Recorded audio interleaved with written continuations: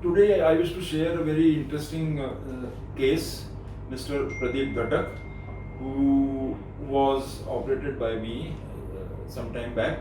It's a very complicated case which I want to share in these corona times. This patient was referred to me to undergo coronary bypass surgery. The history was that he underwent angiography in 2010 in other hospital following a massive heart attack. In that angiography, it was found that his one vessel, left antidescending artery, was 100% occluded, and because of that, his heart function came down to 25%. Just all other vessels were normal. As you can see, the angiography of that time here, if you see here that LAD is totally cut off, 100% occluded, circumflex artery is normal, and RCA, right coronary artery, has around 40 to 50% block in mid RCA. In this view, you can see that the right coronary artery angiography shows that 40% to 50% mid RCA block. And in another view, you can see the retrograde filling of a diffusely diseased left antidescending artery. So this was the angiography which you are seeing, which was done in 2010. So he was, after this angiography, he was advised that medical management because of massive damage to the anterior wall, and PET CT scan showed at that time there was no viability of muscle in anterior wall of left ventricle.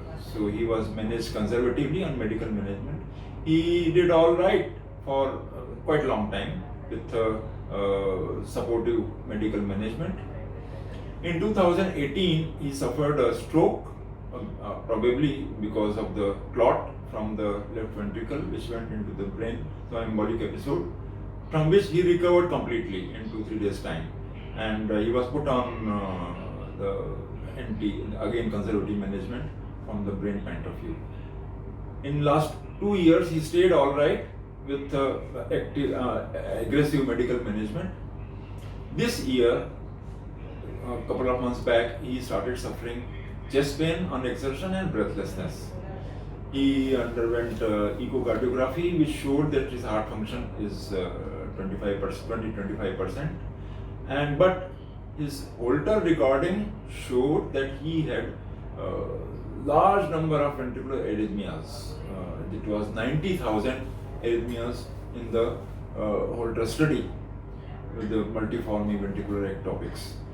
So because of this, he consulted electrocardiologist and a cardiologist, and they said that because his heart function is 25%, he should undergo pacemaker implantation with the AICD combo device. That means he will require antiarrhythmic management through pacemaker and AICD implantation.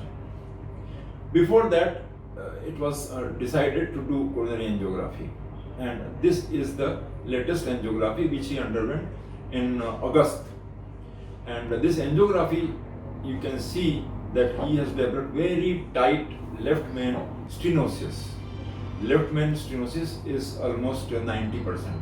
LAD is still cut off, but at the same time, if you see the right coronary artery angiography, the block is remained same, 40% block, 30 to 40% block in mid RC. It has not progressed much, but new development was a very tight left main stem disease.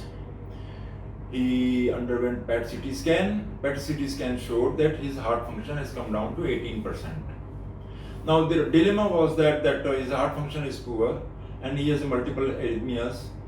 To undergo angioplasty or coronary bypass surgery.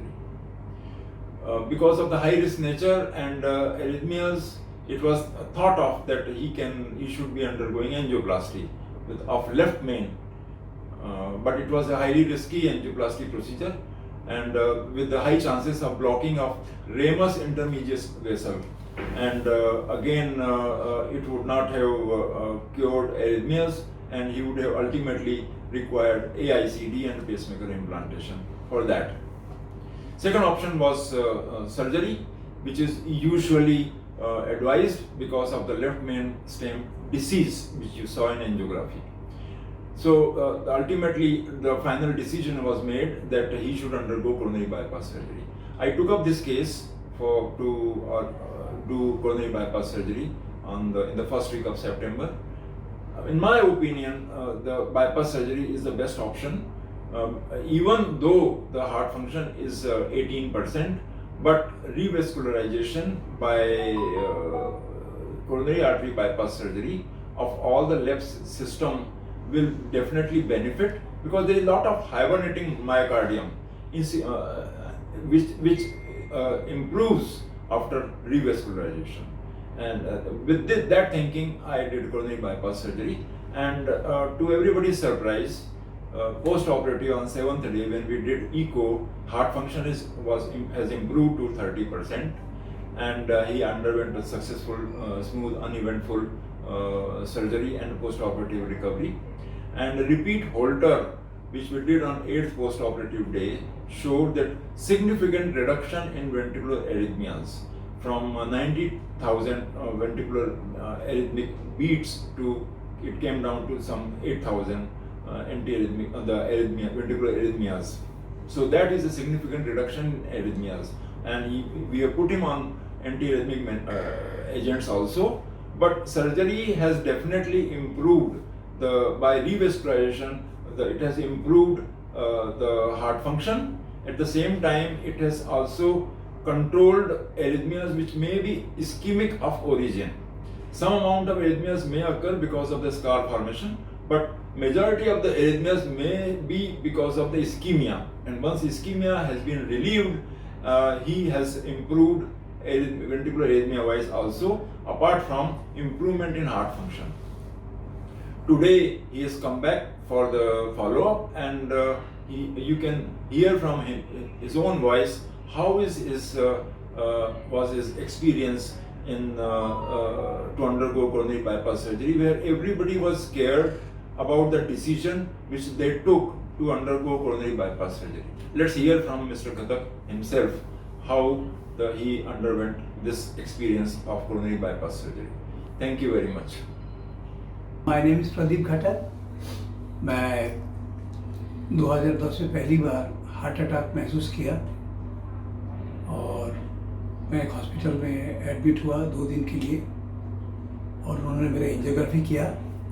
Angiography के बाद उन्होंने straight बोल दिया कि भाई angioplasty नहीं हो सकता है, इम्पॉसिबल, आपका वाल्व डेड हो चुका है. तो उन्होंने कुछ दवाई दी जो मैंने कंटिन्यू किया 2018 तक. 2018 के बाद अचानक मुझे एक स्ट्रोक आता है. मैं इमीडिएटली लीलावती हॉस्पिटल में एडमिट हुआ. मिस्टर बीना चौहान डॉक्टर, उन्होंने देखा, इमीडिएटली एडमिट किया और मेरा ट्रीटमेंट शुरू किया. बाद में 2 दिन में ठीक हो गया. उन्होंने बोला एक क्लॉट आ गया था, गोखले का रेफरेंस दिया. मिस्टर गोखले ने मुझे फिर ट्रीटमेंट किया 1-1.5 साल. 2020 में अचानक मैं रेगुलर चलता था, रेगुलर 1 घंटा योगा और 1 घंटा मैं रोज चलता था. शाम को एक दिन अचानक मुझे पेन होने लगा और मुझे ऐसा लगा कि मैं ब्रेथलेस हो रहा हूँ, अनईजी फील होने लगा. और फिर इमीडिएटली मेरे बेटे को बोला, इमीडिएटली नेक्स्ट डे मैं हॉस्पिटल में मिस्टर गोखले को कंसल्ट किया. फिर उन्होंने एंजियोग्राफी किया डॉक्टर लोखनवाला ने. देखने के बाद उन्होंने बोला मैं ये पेसमेकर नहीं बिठा सकता हूँ क्योंकि मुझे थोड़ा सा कुछ दिखाई दे रहा है. एंड फिर उन्होंने इमीडिएटली स्टॉप कर दिया. स्टॉप करने के बाद डॉक्टर सब अब तो परेशान, क्या करे नहीं करे, सब लोग कोई डिसीजन नहीं ले पा रहा था. इतने में हमारे क्या रिलेटिव है, उन्होंने इमीडिएटली मिस्टर पवन कुमार को कंसल्ट किया. उन्होंने पूरा रिपोर्ट देखा. लोग तो उनका जो कॉन्फिडेंस लेवल देखा, और मुझे और कुछ समझ में नहीं आया, मेरे बेटे लोगों को भी कुछ समझ में नहीं आया. Will go for Pawan Kumar, बस that's what the decision, and we go for that. And immediately Pawan Kumar सबसे मिले. उन्होंने बोला, फिर डॉक्टर का पैनल बिठाया. 1 सितंबर mister Pawan Kumar immediately surgery, and surgery was very nice, and today I am okay. front of you, and he has done excellent job. This was my first experience in my life.